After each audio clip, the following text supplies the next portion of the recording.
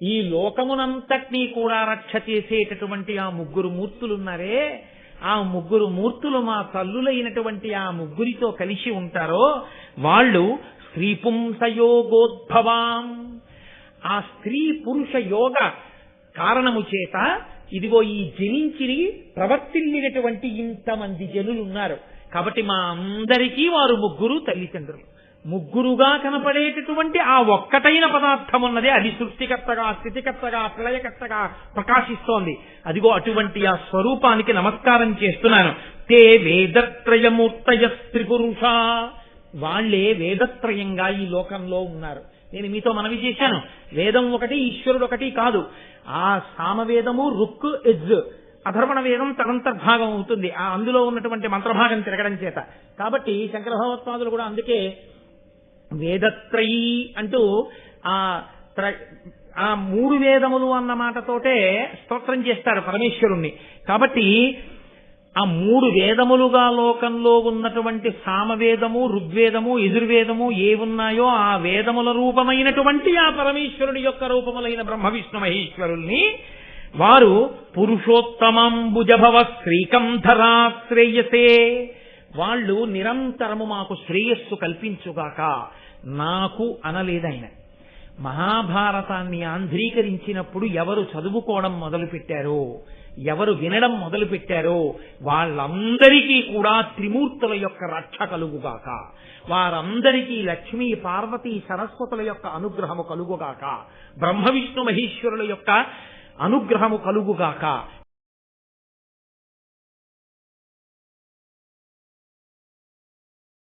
ఆంధ్రీకరించడం ప్రారంభించిన తిక్కన సోమయాజి మొదలైన వారికి మార్గదర్శకుడై మహాభారతాన్ని ఇలా ఆంధ్రీకరించవచ్చు అన్న మార్గాన్ని తెలియజేస్తూ తరువాతి కాలంలో ఆంధ్రదేశంలో వచ్చినటువంటి అనేక రకములైనటువంటి రచనా ప్రక్రియలకు కావలసినటువంటి విధి విధానములకు కావలసిన సౌకర్యాన్ని మహాభారతంలో తాను ఆంధ్రీకరించినటువంటి భాగంలో చూపిస్తూ మీకు నేను అక్కడక్కడ దానికి సంబంధించిన విశేషాలను చూపిస్తాను. ఇప్పుడు నేను కేవలం నన్నయ్య గారి కవిత్వంలో ఆదికవి శబ్దం ఎలా అన్వయం అవుతోంది అని ఉదాహరణలు చూపించడం కన్నా ఆదిపర్వ ప్రసంగంలోనే నేను మీకు అక్కడక్కడ అటువంటి ఉదాహరణలు చూపించే ప్రయత్నం చేస్తాను. ఆయన ఈ భారతాన్ని ఆంధ్రీకరించారు. ఈ ఆంధ్రీకరించే ప్రయత్నాన్ని ప్రారంభించడంలో వచ్చినటువంటి మొదటి పర్వమే ఆది పర్వము.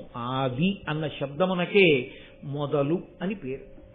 సంస్కృత భారతమునందు కూడా వ్యాస భగవానుడు రచించినటువంటి భారతంలో మొదటి పర్వం ఆది పర్వమే. ఆ పర్వాల పేర్లు అలాగే ఉన్నాయి, అలాగే ఉంచి అలాగే ఆంధ్రీకరించి తీసుకొచ్చారు. అందులో ఆది పర్వ ప్రారంభంలో అంటే మహాభారతము ఆంధ్రీకరించడము ప్రారంభం చేస్తున్న సమయంలో నన్నయ్య గారి యొక్క నోటి నుంచి వచ్చిన మొట్టమొదటి పద్యం. ఆ పద్యాన్ని ఆయన తెలుగులో రచించలేదు, దాన్ని ఆయన సంస్కృత భాషలోనే రచన చేశారు. కారణం ఒక్కటే, మనకి దేవతారాధన అని ఒక మాట ఉంది. దేవతారాధనము అంటే భగవంతుణ్ణి ఆరాధించుట. ఏమి, మనమే జాతీయ భాష అని ఒక భాషను పెట్టుకుంటున్నామే, రాష్ట్ర భాష అని రాష్ట్రాలు ఒక భాషను పెట్టుకుంటున్నాయే, ఎవరి భాష మీద వాళ్ళకి అంతంత మక్కువ ఉంటుందే. ఈశ్వరుడు కూడా ఒక నిర్ణయం చేశాడు.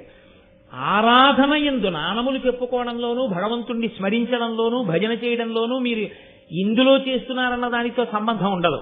కానీ వైదికమైనటువంటి ఆరాధనా విధాన ప్రక్రియ యందు సంస్కృత భాషను మాత్రమే ఉపయోగిస్తారు. అందుకే శ్వేతవరాహ కల్పే అంటాం తప్ప తెల్ల పంది కల్పే అని దాన్ని మళ్ళీ అనువాదం చేసి పూజలో ఎక్కడా ఉపయోగించరు, సంస్కృత భాషలోనే ఉంటుంది.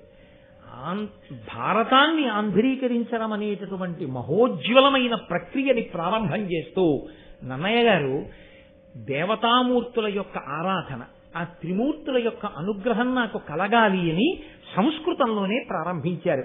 సంస్కృతంలో ప్రారంభించడం తెలుగు భాషకేదో తక్కువతనం చేసినట్టుగా భావించకూడదు. సంస్కృతం తల్లి వంటిది. తాను ఎంత గొప్పవాడైనా కావచ్చు, కానీ తనని కన్న తల్లి తాను చదువుకున్నంత చదువుకున్నది కాకపోవచ్చు. తనని కన్న తల్లి తానిప్పుడు ఎంత ఐశ్వర్యవంతుడో ఆమె అంత ఐశ్వర్యవంతురాలు కాకపోవచ్చు. తానిప్పుడు ఎంత అందంగా ఉన్నాడో తన తల్లి అంత అందంగా, అంత పటుత్వంతో, శరీర సౌష్ఠవంతో లేకపోవచ్చు. అయినా అమ్మ అమ్మే. అమ్మ కనపడితే నమస్కరించడమే అసలు అవతల వారి వ్యక్తిత్వానికి నిదర్శనం. కాబట్టి ఆ సంస్కృత భాషలో మొట్టమొదటి పద్యాన్ని చేసి ఆ త్రిమూర్తుల్ని గౌరవించి ఆ త్రిమూర్తుల యొక్క శక్తి స్వరూపాల్ని కూడా స్తోత్రం చేయడం నన్నయ్య గారి యొక్క పరిణతికి నిదర్శనం. కాబట్టి ఆయన మొట్టమొదటి పద్యాన్ని ప్రారంభం చేస్తూ శ్రీవాణీ గిరిజాశ్చిరాజ దదతో వక్షో ముఖాంగేషు ఏ లోకానాం స్థితిమావహంత విహతాం స్త్రీపుంసయోగోద్భవాం తే వేదత్రయమూర్తయ త్రిపురుషా సంపూజితావస్సురైః భూయాసు పురుషోత్తమాంబుజభవ శ్రీకంధరా శ్రేయసే అంటూ మొదలుపెట్టారు. అందులో శ్రీ వాణి గిరిజ, శ్రీ అంటే లక్ష్మి. కవితాపరంగా శ్రీకారంతో ప్రారంభం చేయడం చాలా చక్కటి సంప్రదాయం, శుభప్రదమైనటువంటి ప్రారంభం. కాబట్టి శ్రీకారంతో ప్రారంభం చేశారు. శ్రీ లక్ష్మీదేవి, వాణి సరస్వతి, గిరిజ పార్వతీదేవి. ఈ ముగ్గురు అమ్మలుగా 3 శక్తులకు ప్రతీకలు. వాణి సరస్వతి, ఆమె కవన శక్తికి ప్రతీక.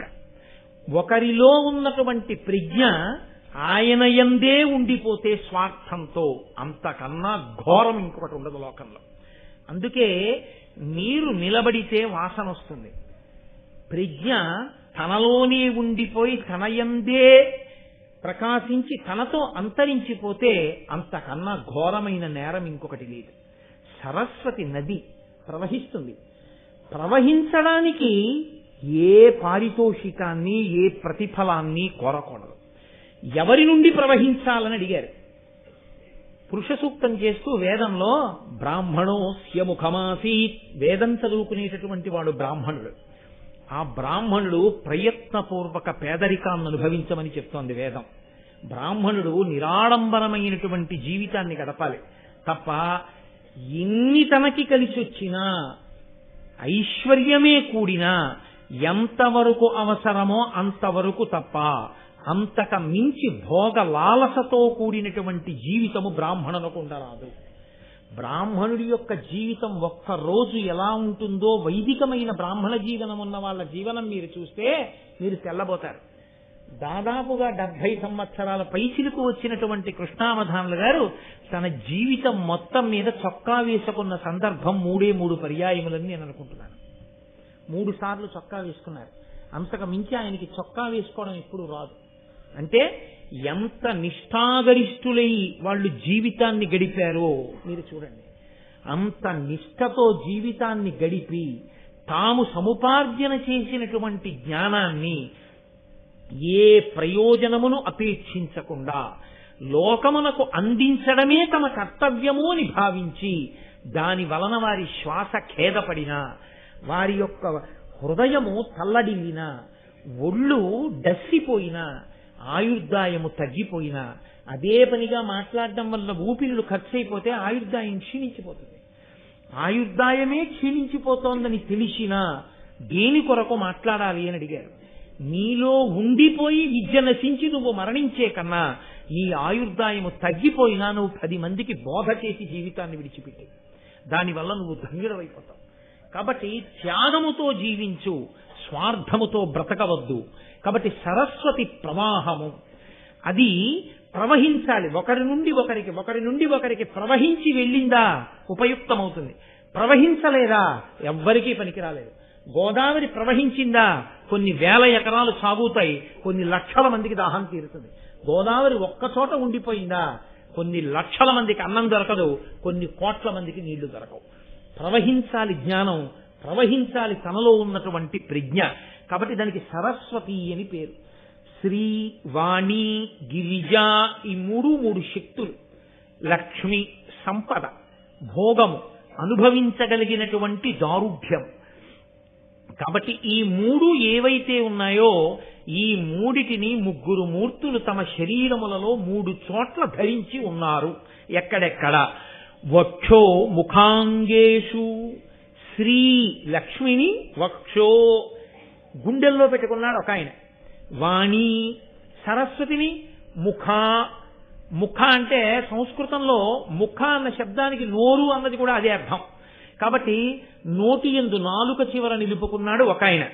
అంగేషు, శరీరంలో సగభాగం ఇచ్చాడు, లేదా శరీరం ఇచ్చేశాడు పరమేశ్వరుడు పార్వతీదేవికి. కాబట్టి ఈ 3 శక్తులను తమ శరీరములో ఉన్నటువంటి 3 అవయవముల యందు నిలుపుకున్న త్రిమూర్తులు ఎవరున్నారో వారు సశక్తియుతులై ఉన్నారు. ఇది నన్నయ్య గారి యొక్క ప్రార్థనా శ్లోకం. మనకి సంప్రదాయము అని ఒక మాట, మీతో నేను ఇందాక మనవి చేశానే, వేదంలో ఆచారము అని ఒకటి ఉన్నది అని. పూజ చేసేటప్పుడు శక్తియుతుడైన పరమాత్మనే పూజ చేస్తాం. అందుకే రాముడికి కూడా రాముడిగా పూజ లేదు, శ్రీరాముడిగా పూజ. ఆ శ్రీకారంతో కలవాలి. నారాయణుణ్ణి నారాయణుడిగా, లక్ష్మిని లక్ష్మిగా పూజ చెయ్యం మనం. అసలు లక్ష్మిని పూజ చెయ్యాలంటే ఆయన గుండెల మీద కూర్చొని ఉంటుంది ఆవిడ. లక్ష్మీం క్షీరసముద్రరాజతనయాం శ్రీరంగధామేశ్వరీం, ఆయన గుండెల్లో ఆవిడ ఉంటుంది. అందుకని మీరు విడిగా ఎలా పూజ చేస్తారు? వాళ్ళు కలిసి ఉంటారు. ఈ కలిసి ఉండడం ఉన్నదే, ఈ సశక్తియుతంగా ఉండడం ఉన్నదే, ఇది ఉండరులు కలిసిమెలిసి ఉండడం ఆ కుటుంబ జీవనాన్ని తెలియచేస్తుంది. అందుకే శంకర భగవత్పాదులంతటి వారు శివానంద లహరి చేస్తే నిత్యాయ త్రిగుణాత్మనే పురజితే కాత్యాయని శ్రేయసే సత్యాయ ఆద్య కుటుంబిని అంటారు. ఆద్య కుటుంబిని, మొదటి కుటుంబి అని పిలిచారు పరమశివుణ్ణి. ఆ భార్య భర్త ఆనాటి నుండి ఈనాటి వరకు అలా కలిసి ఉండి సంతానాన్ని పొందుతుండడమే. కలిసి ఉండి సంతానాన్ని, వాళ్ళు బిడ్డల్ని కన్నారు, వాళ్ళ బిడ్డలకు బిడ్డలు పుట్టారు, వాళ్ళ బిడ్డలకు బిడ్డలు పుట్టారు, వాళ్ళ బిడ్డలకు బిడ్డలు పుట్టారు. అలా వంశం తామరతంపరగా ఆచంద్రతారార్కం వెడుతూనే ఉండాలి. ఒక పక్క గురు పరంపర వెడుతుండాలి, ఒక పక్క వంశములు వెడుతుండాలి. తప్ప ఎక్కడో అక్కడ వంశము తంతువుగా వర్ధిల్లకుండా ఆగకూడదు. అలా వెడుతూనే ఉంటుంది. అలా వెడుతూ ఉండడం అనేటటువంటి ఈ సత్సంప్రదాయానికి నాంది పలికినటువంటి మా ఆరాధ్య దైవములైన 3 మూర్తులున్నారే, వారు సశక్తియుతులు. ఆచార రహస్యాన్ని చెప్తున్నారు నన్నయ్య గారు. సనాతన ధర్మమునందు పక్కన శక్తి స్వరూపం లేని పురుష స్వరూపాన్ని కాని, కేవలము పురుష స్వరూపం కాకుండా స్త్రీ స్వరూపంగా ఉండి పురుష స్వరూప స్పర్శలేని స్వరూపాన్ని కాని మనం పూజ చెయ్యం. ఎప్పుడూ కూడా అమ్మవారితో కూడిన అయ్యని, అయ్యతో కూడిన అమ్మని, వాళ్ళిద్దరినే మనం పూజ చేస్తాం. అందుకే శంకర భగవత్పాదులు శ్రీశైల పర్వతం మీద అసుర సంధ్య వేళలో నడిచి వెళ్ళిపోతున్నప్పుడు ఆయనకి కనపడిన ఒక నల్లమద్ది చెట్టు కల్లుకున్న తెల్లని మల్లెపూలు పూసినటువంటి ఒక తీగని చూసి కూడా ఆయన పార్వతీదేవి చేత ఆలింగనము చేసుకోబడిన పరమేశ్వరుని యొక్క లింగ స్వరూపాన్ని దర్శనం చేసి కీర్తించారు. సంధ్యారంభ విజృంభితం శృతిశిరస్థానాంతరాధిష్ఠితం సప్రేమ భ్రమరాభిరామసకృత్సద్వాసనాశోభితం భోగీంద్రాభరణం సమస్త సుమన పూజ్యం గుణావిష్కృతం సేవే శ్రీగిరిమల్లికార్జున మహాలింగం శివాలింగితం అంటారు. శివా అంటే పార్వతీదేవి. ఆవిడ చేత ఆలింగనము చేసుకోబడినటువంటి శివలింగము ఇదిగో నాకు ఈ తెల్లని మల్లెతీగ చేత అల్లుకోబడిన ఈ నల్లమద్ది చెట్టులో దర్శనమిస్తోంది అని స్తోత్రం చేశారు. కాబట్టి ఇద్దరిని కలిపి ఆరాధిస్తాం. నన్నయ్య గారు అంటున్నారు, శ్రీవాణీ గిరిజాశ్చిరాయ దదతో వక్షోముఖాంగేషు. చిరాయ దదతో, ఎప్పటి నుంచి ధరించారు ఇలా? ఎప్పటి నుంచో, చాలా కాలం నుంచి. ఇవాళ కలుసుకోవడం, దెబ్బలాడుకోవడం, ఎల్లుండి విడాకులు ఇచ్చుకోవడం ఈ జాతి సంప్రదాయం కాదు. ఈ జాతి ఆచారం ఎప్పుడూ కలిసి ఉండడమే. ఒకసారి తాళి కడితే ఇక ఆ జన్మకు ఆమెయే భార్య, ఒకసారి తాళి కట్టించుకుంటే ఆ జన్మకు ఆయనే భర్త. ఇద్దరి మధ్య ఘర్షణకి ఏ ఏ ప్రాంతములుంటాయో ఆ ప్రాంతముల యందు ఇద్దరూ రాజీపడి జీవితాన్ని సమన్వయంతో 2 బండి చక్రాలు కలిసి రథాన్ని నడిపినట్టు నడుపుకోవడమే తప్ప ఘర్షణ పడి విడిపోవడం అన్నది విడాకుల మాట తెలియని ఏకైక జాతి ప్రపంచ పటంలో భారత జాతి. కాబట్టి అంత గొప్పది. కాబట్టి స్థిరాయ దదతో వక్షో ముఖాంగేషు ఏ లోకానాం స్థితిమావహంత విహతాం.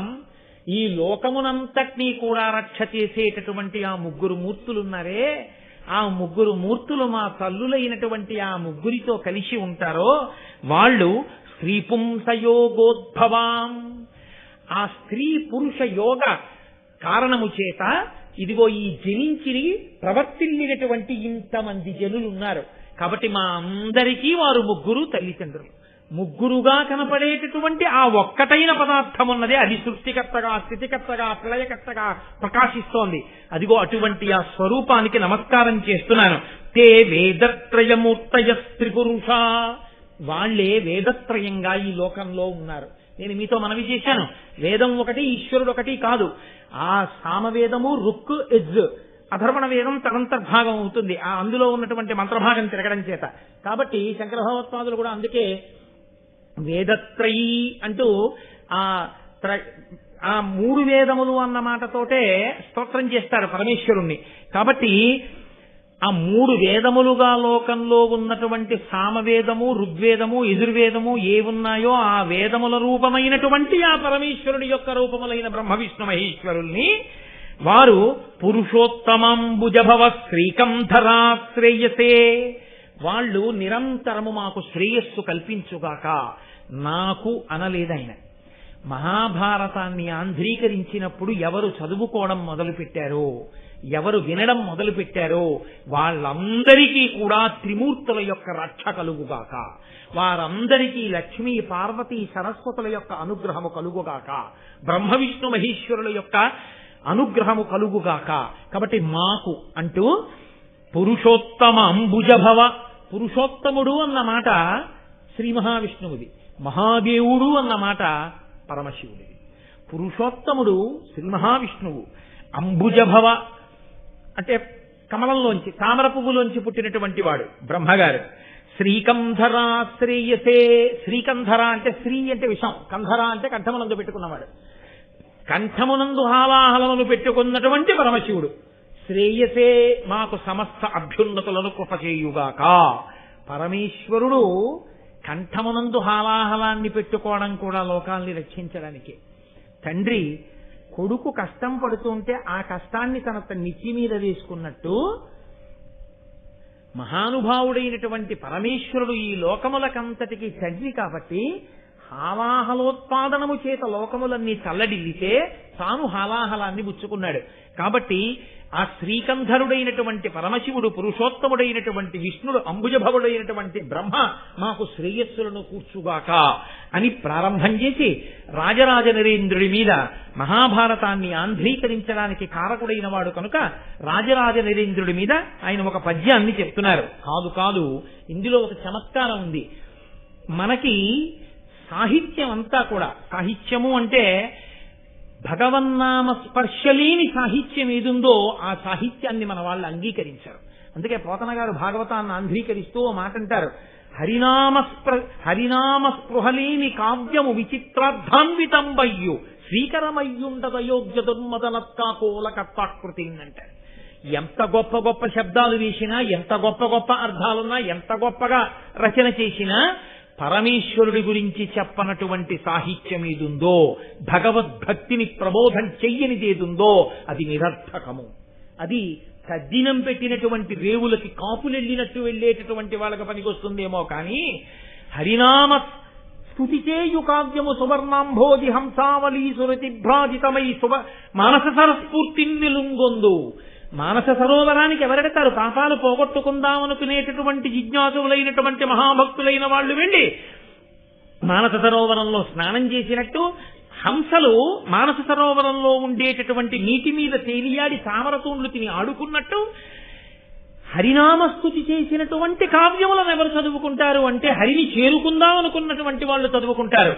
హరినామ స్పర్శలేని సాహిత్యం తద్దినం పెట్టే రేవు, అక్కడ అటువంటి సాహిత్యాన్ని చదువుకోవడం అటువంటి రేవుకి వెళ్ళినటువంటి కాకుల వంటి వారు చేసే పని అంటారు పోతన గారు.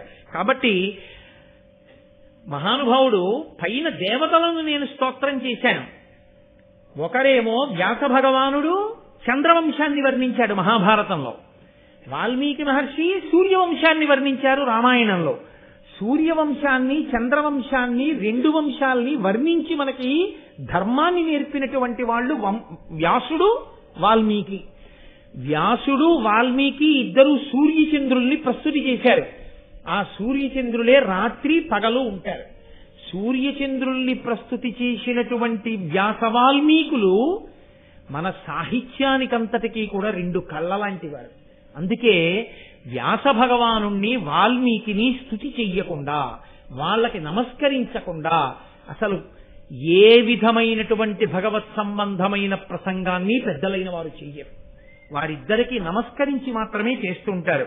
కాబట్టి నేను ఈ మహాభారతంలో చంద్రవంశాన్ని వర్ణించబోతున్నాను. వ్యాస భగవానుడు అందించినటువంటి చంద్రవంశం అది. కాబట్టి నేను ఇప్పుడు చంద్ర సంబంధమైన కీర్తన కూడా చెయ్యాలి. పైన శ్రీ వాణి గిరిజ వాళ్ళ ముగ్గురు, ఆ ముగ్గురిని వహించినటువంటి పుంస్వరూపాల్ని కీర్తించాను. అందుకని రాజరాజ నరేంద్రుణ్ణి అడ్డుపెట్టి రాజ శబ్దం చంద్రుణ్ణి చెప్తుంది. రాజా అంటే చంద్రుడు.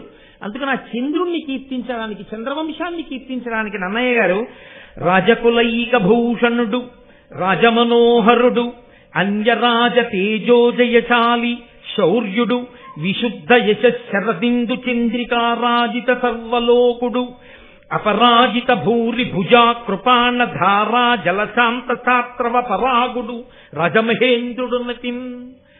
రాజమహేంద్రుడు ఆయన రాజమహేంద్ర పురాన్ని ఇప్పుడు మనం రాజమండ్రి అంటున్నాం. ఆ రాజరాజ నరేంద్రుడు ఆ చాళుక్య వంశానికి చెందినటువంటి వాడు. మనం ఇప్పుడు రాజమండ్రి అని పిలువబడేటటువంటి నగరాన్ని రాజధానిగా చేసుకుని పరిపాలన చేసినవాడు.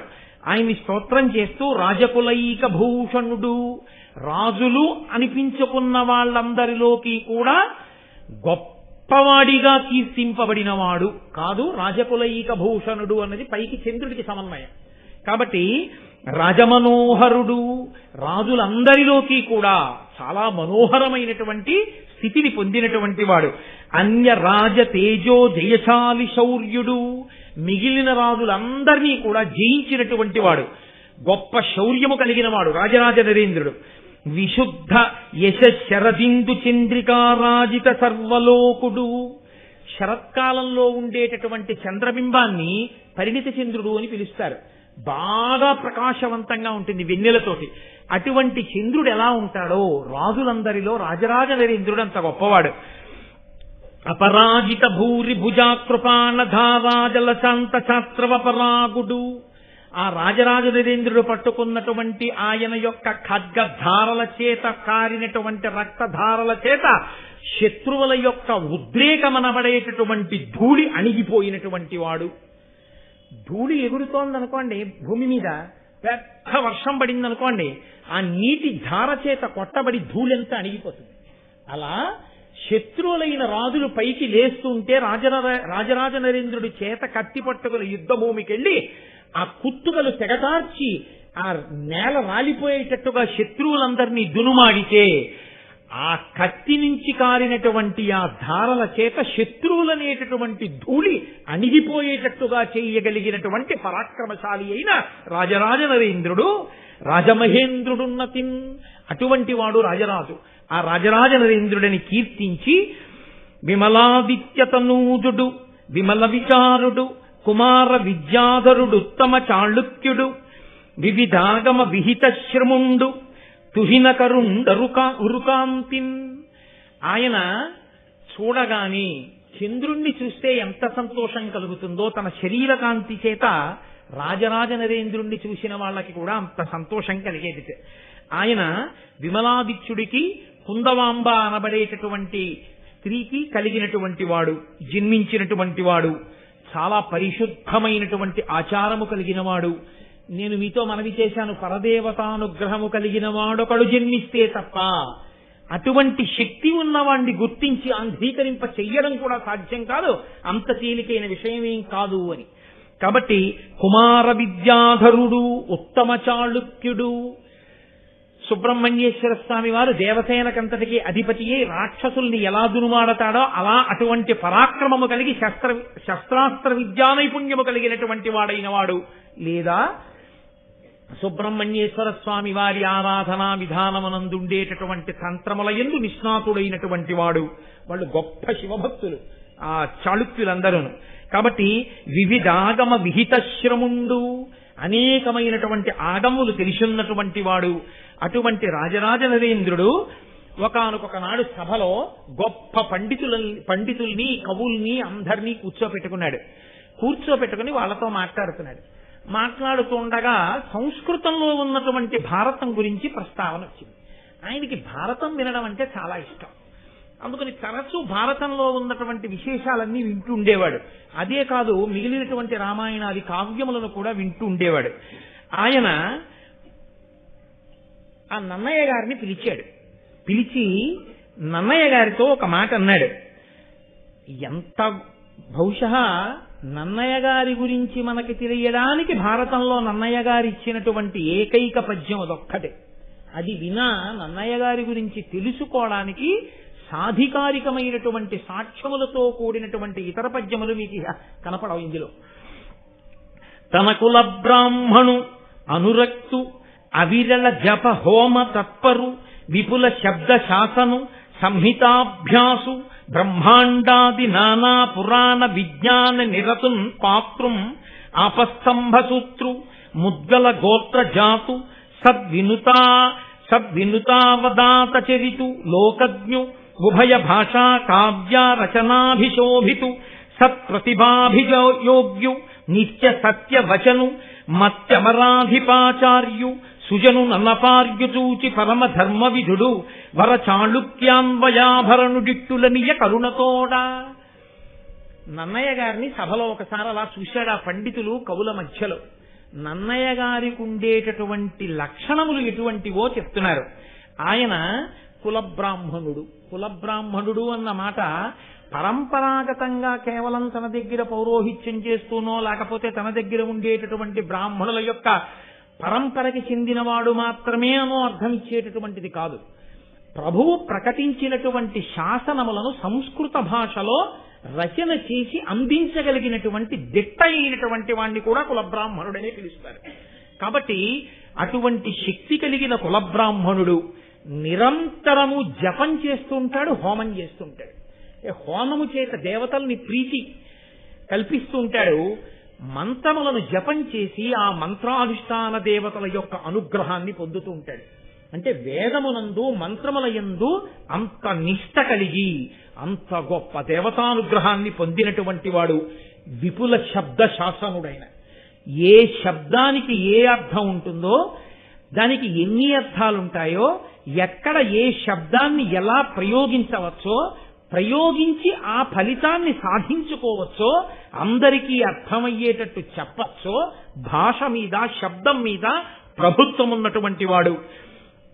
అనేకమైనటువంటి పురాణములు, 18 పురాణములను సమగ్రముగా చదువుకున్నవాడు, ఆపస్తంభ సూత్రముల యందు పుట్టినటువంటి వాడు, ముద్గల గోత్రములందు జన్మించినటువంటి వాడు, పెద్దల చేత గౌరవింపబడినవాడు, లోకజ్ఞానము కలిగినటువంటి వాడు, సంస్కృతాంధ్ర భాషల యందు మహాపండితుడు, గొప్ప విద్వత్తు కలిగినటువంటి వారందరి చేత కీర్తింపబడినవాడు. ఇన్ని ఉండి కూడా పరమ వినయంతో విధేయతతో భగవద్భక్తితో నోరు విప్పితే ఎన్నడూ అసత్యము పలకక సత్యమును మాత్రమే పలికేటటువంటి వ్రతమున్నవాడు. దేవతలకి ఆచార్యుడైనటువంటి బృహస్పతి ఎటువంటి వాడో ఈ లోకంలో రాజరాజ నరేంద్రుడి దగ్గర ఉన్నటువంటి భూలోకంలో బుద్ధికి బృహస్పతి వంటి వాడు. అటువంటి నన్నయాచార్యుని చూసి పిలిచాడాయన. పిలిచి ఒక నమస్కారం చేసి, మహానుభావ నన్నయ, నీ వంటి ప్రాజ్ఞుడు జన్మించాడయా, నీ యొక్క గొప్పతనాన్ని మేము వినియోగించుకోవాలి. అటువంటి ప్రభువులు ఉన్ననాడు కదా జాతికి అందేది ఇటువంటివి. అటువంటి శక్తి ఉన్నవారు ఉన్నా వారిని గుర్తించి వారి నుండి రాబట్టగలిగిన సమర్థత ప్రభువులకి లేకపోతే సాలగ్రామాలు కూడా రాళ్లల్లోనే ఉండిపోతాయి. ఆ సాలగ్రామాన్ని నువ్వు వేరు చేసేది ఎప్పుడు, పూజ చేసేది ఎప్పుడు, వాటి అనుగ్రహాన్ని నువ్వు పొందగలిగేది ఎప్పుడు. కాబట్టి ఆ రాజు పిలిచి అన్నాడు, మహానుభావ, నాకు ఇష్టమైనవేవో నీకు తెలుసు. నీవు నాకు కులబ్రాహ్మణుడవు. కాబట్టి ఇవాళ నేను కొత్తగా చెప్తున్నానని నువ్వు నమ్మవలసిన పని లేదు. నాకు ఇష్టమైనవి ఈ లోకంలో 5 ఉన్నాయి. ఆ 5 నాకు ఇష్టమైనవి అని ఇవాళ నేను చెప్తే నిజమేనా ఈయన చెప్పేది అని నువ్వు శంకించవలసిన అవసరం లేదు. నీకు బాగా తెలుసు నా నడవడి ఎంతను. ఇవి ఏను తతతంబునా ఎడగరం విష్టంబులయ్యుండు బాయవు భూదేవకులాభితర్పణమిహీయ ప్రీతియున్ భారత శ్రవణాసక్తియు పార్వతీపతి పదాబ్జధ్యాన పూజా మహోత్సవమున్ సంతత దానశీలతయు శశ్వత్సాధు సంగత్యమున్. ఎప్పుడైనా తాత అయిపోయిన తర్వాత అయినా కనీసం తాతగారండి మీకేంటండి తాతగారండి ఇష్టం అని అడిగితే ఈ 5 మళ్ళీ కాపీ కొట్టి చెప్పపోయినా మా తాతగారు ఇలా చెప్పేవారు అని గుర్తుంచుకోవడానికి వీలుగా మనవలకి ఒక్కటి చెప్పుకోగలిగిన బతకగలిగితే మనిషి వాడు ధన్యుడు.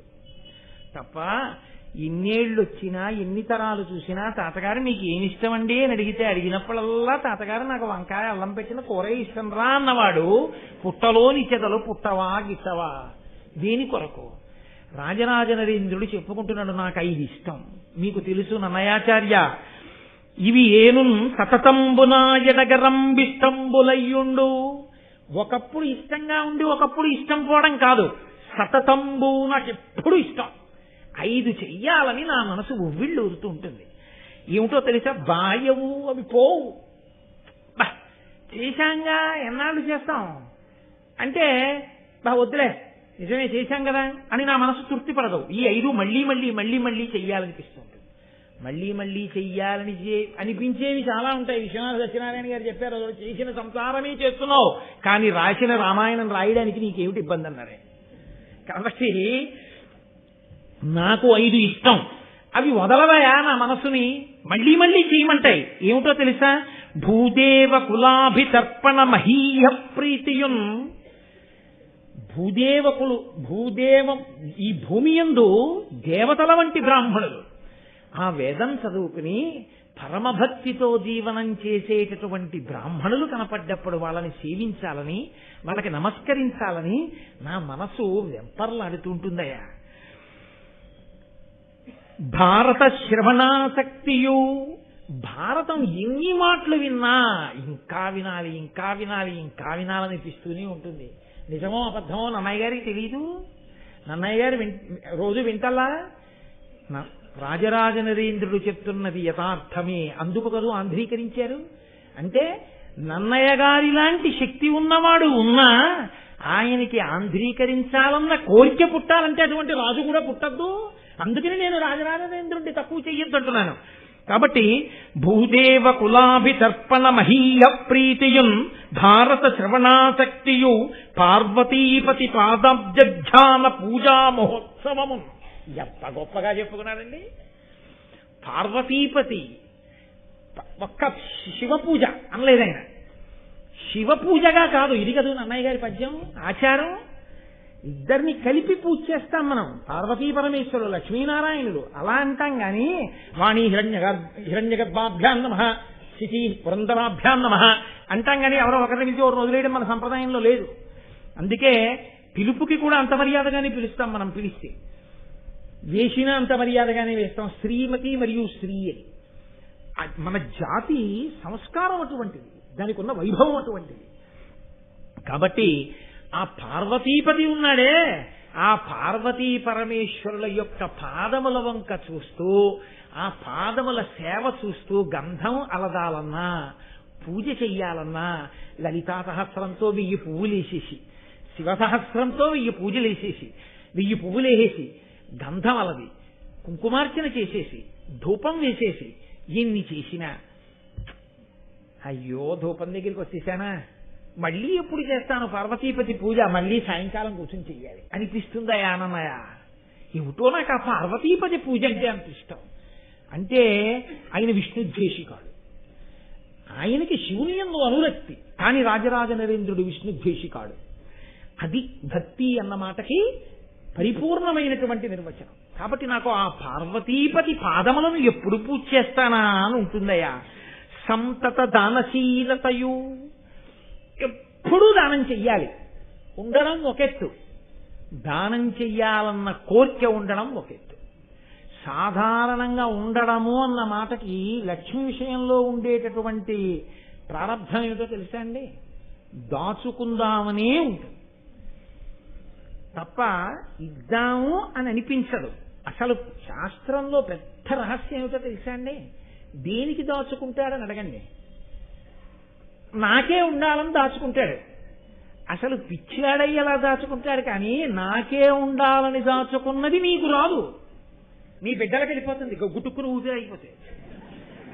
నీకే ఉండాలనుకుంటే నువ్వు దానం చేస్తే నీ ఖాతాలో పడుతుంది. అంటే అంతా ఇచ్చేయమని చెప్పరు, కనీసం కొంతైనా దానం చేయకపోతే, ఎవడి శక్తికి తోచింది వాడు చేయకపోతే ఎలా? ఉత్తర జన్మలలో నువ్వు దాచింది నీతో రాదు, నాది నాది అనుకుంటాడు. నాది నాది అనుకున్నదంతా బిడ్డలకు వెళ్ళిపోతుంది, లేదా ఎవరికి వెళ్ళిపోతుందో కూడా చెప్పలేడు. కానీ నువ్వు ఇచ్చుకున్నదేదో అది మాత్రం నీదిగా వస్తుంది. అసలు నీది చేసుకోవడం అన్న మాటకు అర్థం ఏంటంటే నువ్వు బతికుండగా దానం చేసుకోవడం. నువ్వు బతికుండగా దానం చేయడం మానేసి 10 కోట్లు కొడుక్కిచ్చి వాడు ఏదో చేస్తాడనుకుంటే వాడు 11 రూపాయలు దానం చేస్తాడు. వాడు గోదానం ఎందుకు చేస్తాడు? తండ్రికి ఏ బుద్ధో కొడుకు అదే బుద్ధి, వాడు చేస్తాడు ఏంటి? బతికుండగా నువ్వు చేయింది చచ్చిపోయా కొడుకు చేస్తాడా? అందుకే దానం చేసేటప్పుడు కొడుకుని దగ్గర పెట్టుకోమన్నారు, పెద్దల శుశ్రూష చేసేటప్పుడు తల్లి కూతురుని దగ్గర పెట్టుకోమన్నారు. పెద్దల శుశ్రూష ఇలా చెయ్యాలన్న మాటని తల్లి దగ్గర కూతురు నేర్చుకుంటుంది. తండ్రి దానం చూసి ఓహో నాన్నగారులా ఇలా బతకాలన్నమాటని కొడుకు నేర్చుకుంటాడు. కొడుకు నేర్చుకోవడానికి యోగ్యమైన బతుకు లేని తండ్రి, కూతురు నేర్చుకోవడానికి యోగ్యమైన నడవడి లేని తల్లి, నాకెందుకు వచ్చిన గొడవ? కాబట్టి రాజరాజ నరేంద్రుడు అంటాడు, నాకు భారత కథాశ్రవణాభిరతిన్ మదీయ చిత్తము అనిశంబు, నాకు చాలా ఇష్టమైనవయా సంతత దానశీలతయు, ఎప్పుడూ దానం చెయ్యాలని నా మనసు కోరుకుంటూ ఉంటుంది. శశ్వత్సాధు సంగత్యము, సాధు పురుషులైన వాళ్ళు ఉంటారే, పరమభక్తులైన వాళ్ళు, వాళ్ళతో స్నేహం కోరుకుంటూ ఉంటానయ్యా. వాళ్ళకి దగ్గరగా ఉండాలని, వాళ్ళు నన్ను స్మరిస్తూ ఉండాలని, వాళ్ళతో నేను చనువుగా ఉండగలగాలని, వాళ్ళ పక్కన తిరగగలిగినటువంటి ఆ చొరవ స్వాతంత్ర్యం నాకు నిలబడాలని కోరుకుంటాను. ఎందుకు కోరుకోవడం? దాని ఎందు వేరొక ప్రయోజనాన్ని కోరి కాదు. ఆయన ఆ సత్పురుషుడు అంకుశం లాంటివాడు, మనము ఏనుగు తొండం లాంటి వాళ్ళం. ఏనుగు తొండం ఎప్పుడూ ఆగదు, ఇలా నడిచి వెడుతూ ఎత్తి ఆ పూల కొమ్మ లాగుతుంది. ఇలా వెడుతూ నేను ఒకసారి శృంగేరిలో చూశాను, ముందు వెళ్ళిపోతున్న ఆవిడ కొప్పులో పూలు లాగింది ఏనుగు. ఏదో పని దానికి, ఆ తొండం ఉత్తినే ఉండదు. మామట ఏం చేస్తాడంటే పక్కనే ఆ అంకుశం పట్టుకుని ఆ తొండం మీద ఇలా అంటాడు, అంతే మళ్ళీ తిరిగి దింపేస్తుంటుంది. మళ్ళీ కాసేపు ఆగి మళ్ళీ ఎత్తుతుంది, మళ్ళీ ఏదో పీకుతుంది, మళ్ళీ ఇలా అంటాడు, మళ్ళీ దింపుతుంది. సత్పురుషుడితోటి సాంగత్యం ఎటువంటిదో తెలుసా? రామకృష్ణ పరమహంస చెప్పిన మాట, అంకుశం ఉన్న మావటిని పక్కన పెట్టుకోవడం లాంటిది. ఆయనతో కలిసి ఉన్నారనుకోండి, ఆయన జీవన విధానం ఎటువంటిదో మీకు తెలిసి ఉంటుంది. తెలిసి ఉండి ప్రయోజనం ఏం ఉండదు. ఆయన ఎలా జీవించాలనుకుంటున్నారో దానికి తగినట్టు మీరు జీవించగలగాలి. ఆ జీవితాన్ని మీరు పుణికి పుచ్చుకోగలగాలి తప్ప ఆయనతో కలిసి ఉండి ఆయనకి ప్రతిబంధకంగా మీరు నిలబడితే అది మళ్ళీ కాళ్ళలో కర్రెట్టడం అవుతుంది. ఉపయోగం ఏముంటుంది? పక్కన ఉన్న వాళ్ళందరూ శిష్యుని మీరు అనుకుంటున్నారా? ఒక్కనాటికి కాదు. ఎక్కడో ఉన్నా ఆదర్శంగా తీసుకుని ఆ ప్రేరణ పొంది జీవించిన వాడు ఉంటాడు, ఆ స్ఫూర్తి పొందినవాడు, వాడు మహానుభావుడు. నేను ఏదో గొప్పకి చెప్పాను అనుకోకండి, మీకు నేను ఒక విషయం చెప్తే నేను ఆశ్చర్యపోయాను. ఆదివారం నాడు నాకు అమెరికా నుంచి ఇతర దేశాల నుంచి 1 గంట ఫోన్లు మాట్లాడుతూ ఉంటాను. ఏదో వాళ్ళకి అలా పాపం 1 గంట కేటాయించాను, వాళ్ళు మా సంతోషపడతాను. అందులో నాకు అమెరికా నుంచి ఒక ఆయన ఫోన్ చేస్తుంటాడు. ఆయన ఎప్పుడో నేను చెప్పిన శివానంద లహరి విన్నాడు. నీ చెప్పినా అంటే నా గొప్ప అని నేను చెప్పట్లేదు, ప్రేరణ, ఎక్కడో ఒక ప్రేరణ, అది నా అదృష్టం, నేను ప్రేరణ కావడం అంతే. ఆయన ఎంత గొప్ప శివభక్తి తత్పరుడయ్యాడంటే, మనం ఇన్ని ఉన్న ఇక్కడుండి నేర్చుకోలేకపోతే అమెరికాలో ఉన్న ఆయన వారాంతపు సెలవుల్లో కొన్ని 100 కిలోమీటర్ల దూరంలో ఉన్న వ్యక్తుల దగ్గరికి వెళ్ళి వాళ్ళ దగ్గర నువ్వు అబ్బాయి గుండు చేయించుకుని పిలక పెట్టుకుని పంచ కట్టుకుని కూర్చుంటే నీకు నేర్పుతాం రుద్రం, లేకపోతే నీకు నేర్పం అంటే అలాగే కూర్చుని 10 మంది నవ్వినా కూడా ఉద్యోగం చేసేటప్పుడు సిగ్గుపడకుండా నేను రుద్రం నేర్చుకోవలసిందే అని వారాంతపు సెలవుల్లో వెళ్ళి రుద్రం నేర్చుకుని ఆయన నాకు ఫోన్లో ఆ రుద్రం వినిపిస్తుంటాడు. గురువుగారు ఇక్కడ వరకు నేర్చుకున్నానండి ఇవాళ. నాకు మొన్నటి వారం ఫోన్ చేసి చెప్పాడు, ఈ మహాశివరాత్రికి పుస్తకం లేకుండా రుద్రంతో అభిషేకం చెయ్యాలనుకున్నాను, గురువుగారు నేర్చేసుకున్నాను. కాబట్టి ఇప్పుడు నేను రుద్రం నేర్చుకున్నాను కాబట్టి సంతోషంగా కాకినాడ వస్తున్నాను. మహాభారత ప్రవచనాలు అవుతున్నాయి కదా, శివరాత్రి వెళ్ళిపోయిన తర్వాత అమెరికాలో బయలుదేరి వస్తాను, వచ్చి మీ దర్శనం చేసుకుంటానండి అన్నాడు. నేనెందుకు పొంగిపోయానో తెలుసా అండి, అతన్ని నే చూడలేదు, నన్ను అతను చూసాడేమో నాకు తెలియదు, ఏవో ఈ క్యాసెట్లు ఉంటాయి కాబట్టి. అసలు అంత స్ఫూర్తి పొందిన వ్యక్తిని నేను చూడాలి అని ఈ మహాభారత ప్రవచనాలు పూర్తయ్యే లోపల అతను వస్తున్నాడు అమెరికా నుంచి. ఇదే వేదిక మీద అతనితో రుద్రం చదివించి మీకు వినిపిస్తాను. నేను ఎందుకంటున్నాను ఈ మాట అంటే, ఆ ప్రేరణ, ఆ స్ఫూర్తి ఎక్కడో ఎవరి వలనో ఎవరికో తగులుతుంది. ఆ ప్రేరణని నిలబెట్టుకోగలిగిన వాడు ఉంటాడే, వాడు సత్పురుష సహవాసముగా మార్చుకున్నవాడు తప్ప అది ఆ ప్రయోజనాన్ని అలా సిద్ధింప చేసుకోనప్పుడు మీరు ఎన్నాళ్ళు ఎవరి పక్కన ఉండే ప్రయోజనం నాకు చెప్పండి. ఏమైనా ఉంటుందా దానివల్ల ప్రయోజనం? ఏమీ ఉండదు. కాబట్టి ఆయన అంటాడు, శశ్వత్సాధు సాంగత్యము, నాకు నిరంతరము సాధు పురుషులతో కలిసి ఉండడం అన్నది ఇష్టమయ్యా, నాకు ఈ 5 ఇష్టం. కాబట్టి నన్నయ్య నేను ఒక్క కోరిక కోరుకుంటున్నాను, నువ్వు మహాపురుషుడివి, ఉభయ భాషా ప్రవీణుడివి, నిరంతర హోమ మంత్ర జప తత్పరుడవు, నా కొరకు నువ్వు ఒక్క ఉపకారం చేయాలయా, భారతాన్ని ఆంధ్రీకరించాలి. ఏమయ్యా మిగిలిన వాటిని ఆంధ్రీకరించమని అడగకుండా భారతాన్ని అడుగుతున్నావే అంటావేమో. అమల సువర్ణ శృంగ ఖురమై కపిలంబకు గోశతంబు, ఉత్తమ బహువేద విప్రులకు దానము చేసిన తత్ఫలంబు, తథ్యమ సమకూరు భారత కథాశ్రవణాభిరతిన్ మదీయ చిత్తము అనిశంబు, భారత కథాశ్రవణ ప్రవణంబ కావునన్. అసలు ఒక్క గోవుని దానం చేస్తేనే, వేదమంత్రాల్లో ఒక విచిత్రమైనటువంటి మాట ఉంది, మీరు ఒక గోవుని దానం చేస్తే 100 గోవుల్ని దానం చేసినట్టు లెక్కలో వేసుకుంటారు. అందుకే గోదానం పుచ్చుకున్న వాళ్ళు ప్రత్యేకంగా పక్కకెళ్ళి జపం చేసుకుంటారు. ఎందుకంటే వాళ్ళకి 100 గోవులు దానం పట్టిన ఫలితం వాళ్ళ ఖాతాలో పడకుండా ఉండడం కోసం. అప్పుడు వాళ్ళకు ఒక్క గోవు దానం పుచ్చుకున్నటువంటి ఫలితం వాళ్ళకి వేస్తారు ఆ మంత్రజపం చేస్తే. ఇచ్చిన వాడికి మాత్రం 100 గోవులు ఇచ్చినట్టే వేసేస్తారు. గోవులన్నీ ఒకెత్తైతే మహాభారతంలోనే అనుశాసనిక పర్వంలో ఉంది, పరమేశ్వరుడు మళ్లీ గోవులలో కొన్ని గోవులకి ఉత్కృష్ట స్థితిని ఇచ్చాడు. ఆయన తన 3వ కంటిలో నుండి తేజస్సు కొంత తీసి కొన్ని గోవుల యందు ప్రవేశపెట్టాడు. ఆ గోవులు గోరోజన వర్ణాన్ని పొందాయి. అంటే పూర్తి ఎర్రటి ఎరుపు కాదు, కొద్ది ఎరుపు రంగులు పొందుతాయి. వాటిని కపిల గోవులు అంటారు. ఒక్క కపిల గోవుని దానం చేసినా, ఒక్క కపిల గోవుకి సేవ చేసినా, ఒక్క కపిల గోవుకు ఒక అరటిపండు పెట్టినా చాలా సంతోషం. కానీ మన ప్రారంభం ఏమిటంటే, తనంత తానుగా కపిల గోవు సాధు గోవు వచ్చి దేవాలయాల ముందు నిలబడితే కర్ర పట్టుకుని అదే పనిగా కొడుతుంటారు కొన్ని చోట్ల.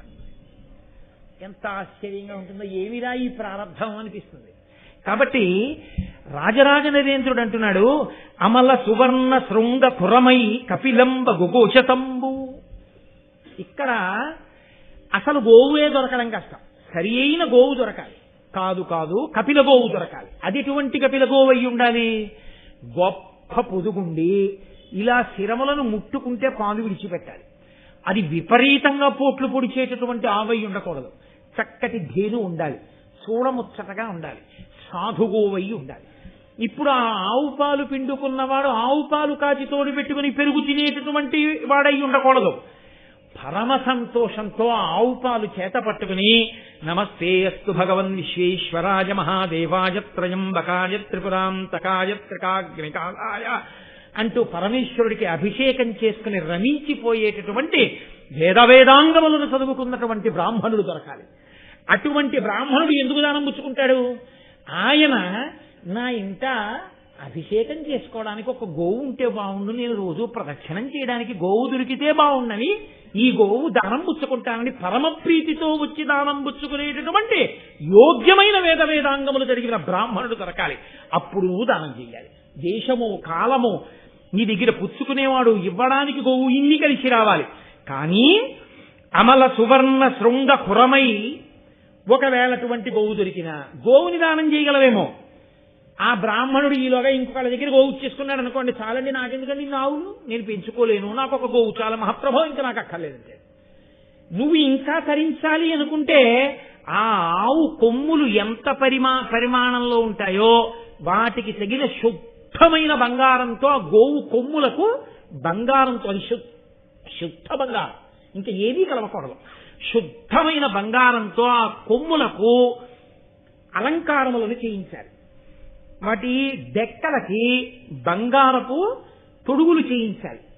గిట్టలకి, ఆ కొమ్ములకి గిట్టలకి బంగారపు తొడుగులు చేయించి కపిలగోవుని జేనుగుతో తెచ్చి వేదాంగములు చదువుకున్న బ్రాహ్మణుడికి దానం చేస్తే ఫలితం చెప్పడం నా వల్ల కాదు. రాజరాజ నరేంద్రుడు అంటున్నాడు, అమల సువర్ణ శృంగ ఖురమై కపిలంబ గుఘోషతంబు ఉత్తమ బహువేద విప్రులకు దానము చేసిన తత్ఫలంబు.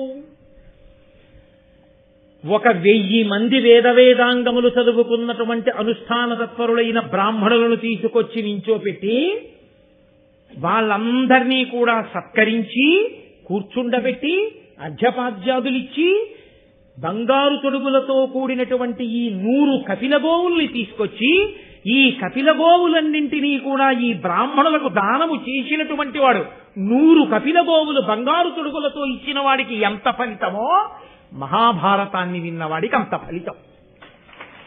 కాబట్టి ఎంత తేలికయా ఇది?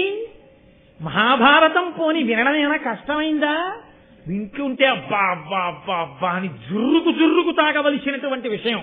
ముంజికాయ తినేవాడు అంత తేలిగ్గా ఏం తిండవు, చాలా కష్టపడవలసి ఉంటుంది. బొటనవేలు ఆ కన్నంలో పట్టాలి. నాలా బాగా బొద్దుగా ఉన్న బొటనవేలు అనుకోండి, ఆ కన్నంలో పట్టదు. ఆ పట్టని బొటనవేలు అందులో పెట్టి ఊడకుండా బయటికి ఉండిపోయి అక్కడి నుంచి లాగండి అంటే అదో అప్రదిష్ట. జాగ్రత్తగా అందులో వేలు పెట్టాలి, ఆ వేలు పెట్టి పైకి తీయాలి, బుడుక్కుని కింద పడిపోకుండా ఉండాలి, నోరు పెట్టాలి, ఆ నీళ్లు తాగాలి, దాన్ని జాగ్రత్తగా ఉత్తరించి ఆ మెత్తటి అందులో ఉన్నటువంటి ఆ గుజ్జుని ఆస్వాదించాలి, అది జీర్ణం అవ్వాలి.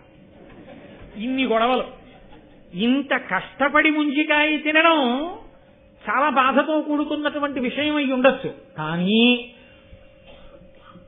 ఎక్కడో దొరికినటువంటి మంచి సువాసనతో కూడినటువంటి పరక కొత్తపల్లి కొబ్బరి మామిడి పళ్ళు వృద్ధుడైపోయిన వాడి చర్మం ఎలా ముడతలు పడిపోతుందో అలా ముడతలు పడిపోయి ముట్టుకుంటే చిరిగిపోయే చర్మంతో తీయటి రసంతో కూడుకున్నది 13 పళ్ళు తెచ్చి గడ్డిలో పెడుతుంటే పొరపాటున ఒక పండు జారి తేనె జాడీలో పడిపోయింది అనుకోండి.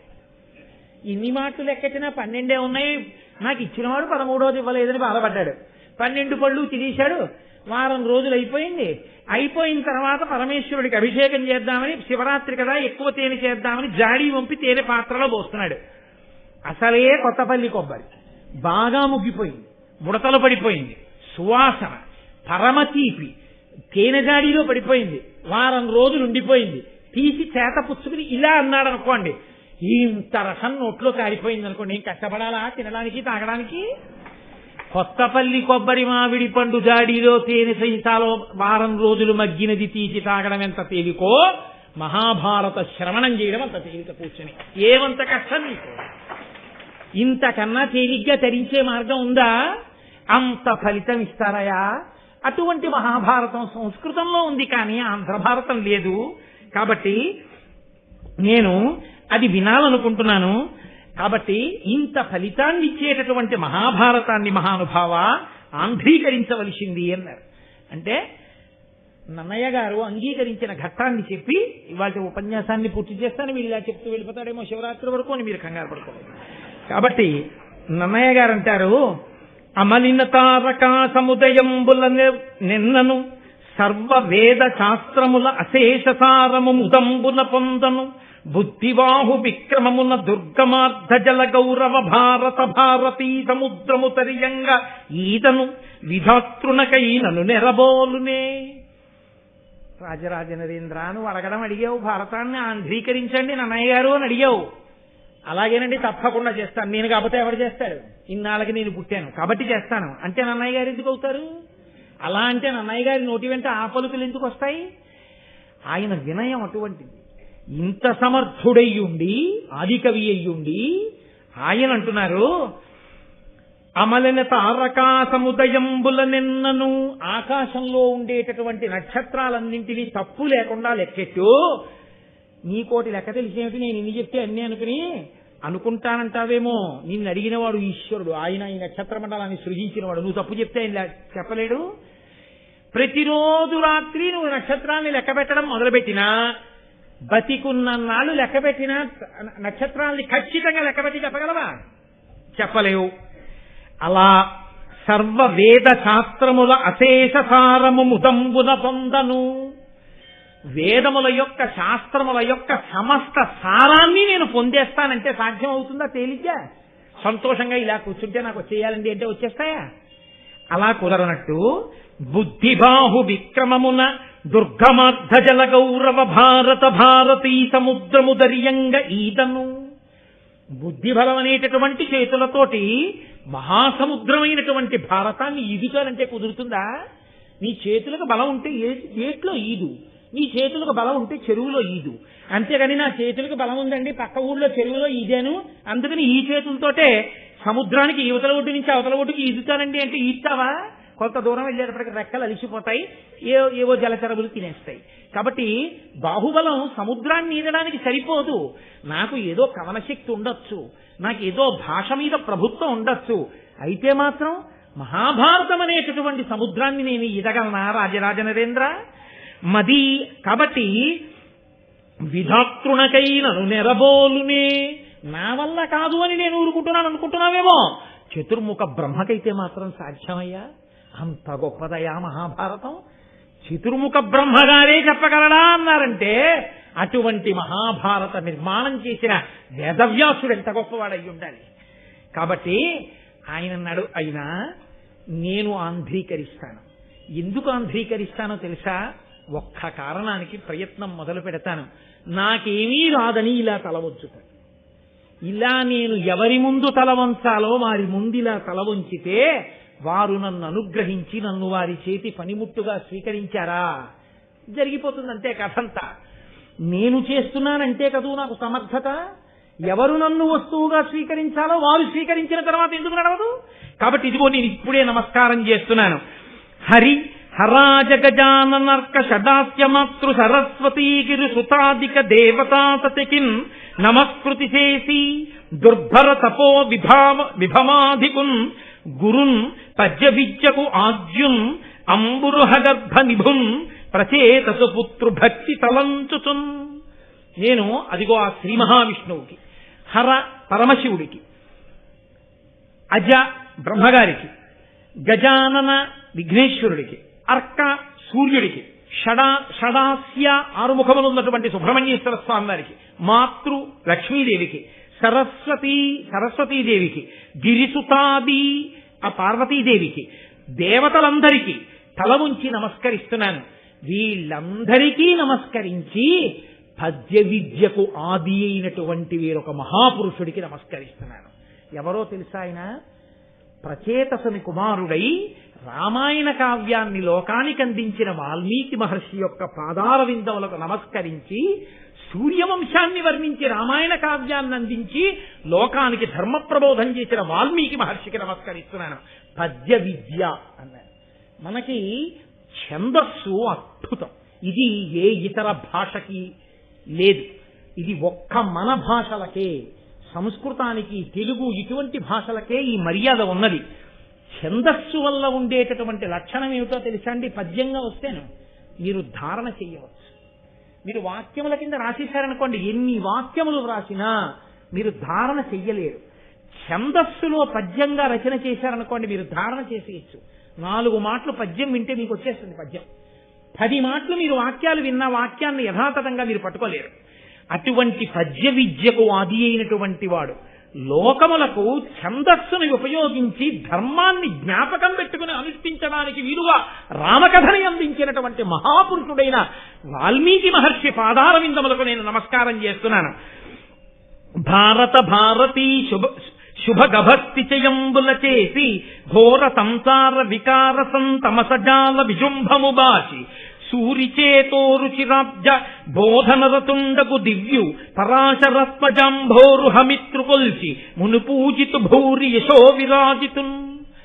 అదిగో భారతమనబడేటటువంటి ఆ గ్రంథములోని కిరణములనబడేటటువంటి ఆ జ్ఞాన కిరణముల చేత అంధకారం అనేటటువంటి చీకటిని పోగొట్టగలిగినటువంటి సూర్య సమానుడైన వేదవ్యాసుడున్నాడే, పండితులైనటువంటి వారి హృదయములన్నీ కూడా ఎవరి గురించి వినగానే ఇలా విప్పారుతాయో, ఎవరు సంతోషిస్తారో, ఏ మహానుభావుడు పరాశరునికి పుత్రుడిగా జన్మించాడో, ఏ మహానుభావుడు సంసారం అనేటటువంటి చీకటిని తొలగ క్రోయగలడో, ఎవడు అజ్ఞానమును నశింపచేసి జ్ఞానమును ఇయ్యగలడో, ఎవడు ధర్మమును ప్రబోధము చెయ్యగలడో, ఎవడు వేద విభాగం చేశాడో, ఎవడు అష్టాదశ పురాణములను ఇచ్చాడో, ఎవడు పంచమ వేదమనేటటువంటి మహాభారతాన్ని లోకానికి అందించాడో, ఎవడి పాదములకు నమస్కరించినంత మాత్రం చేత ఏ విధమైన సంశయములు లేకుండా సమస్తము కరతలామలకమవుతుందో, ఎవరి పేరు చెప్పగానే గొప్ప పండితులైనటువంటి వారి హృదయములు పులకరించలు కలిగి విప్పారుతాయో, అటువంటి వేదవ్యాస భగవానుడి యొక్క పాదార విందములకు నమస్కరించి